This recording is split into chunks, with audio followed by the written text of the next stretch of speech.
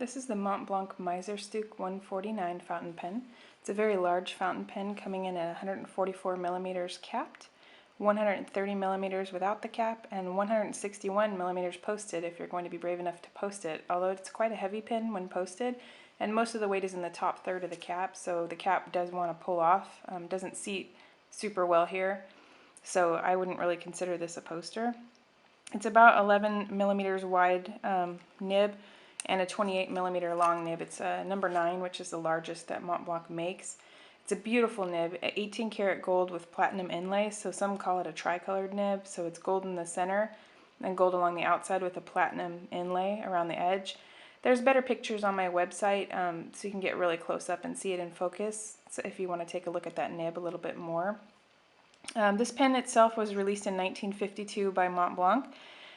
Some say that Sailor actually used this pen as inspiration to release their 1911 series, because that series was released, I believe, in 1981. So 30 years later, yeah, it was released in 1981, 30 years later, and it looks, the 1911L looks very similar to this, although it is a little bit smaller. This 149 has a pen band here that holds the clip on. The serial number is lightly engraved here. You can't see that. The Montblanc brand, of course. There's a raised bit on the pin clip here for decoration that runs about a third of the length of the clip. It's not a very flexible clip, but it will hold it in place. There's tri-banding here on the cap band. The center band, the thickest, is also raised. And it says Montblanc number 145 and Meisterstuck.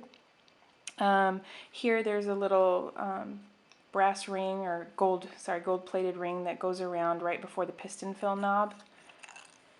The nib itself, like I said, 18 karat gold, and it also is oversized. It's the largest nib that Montblanc makes. It's 11 millimeters wide and 28 millimeters long.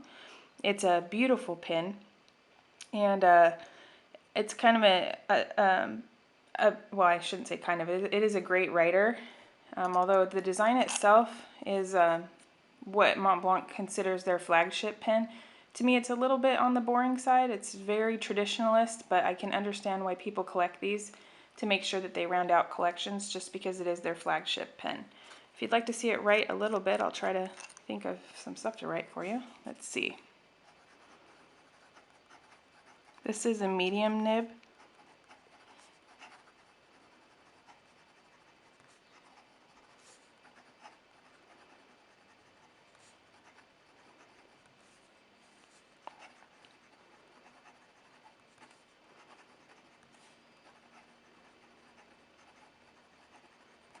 So there's a lot you can see there in terms of how it writes. If you'd like to see close-up pictures of this fountain pen or a more detailed review, you can see that on my website at bestfountainpen.com.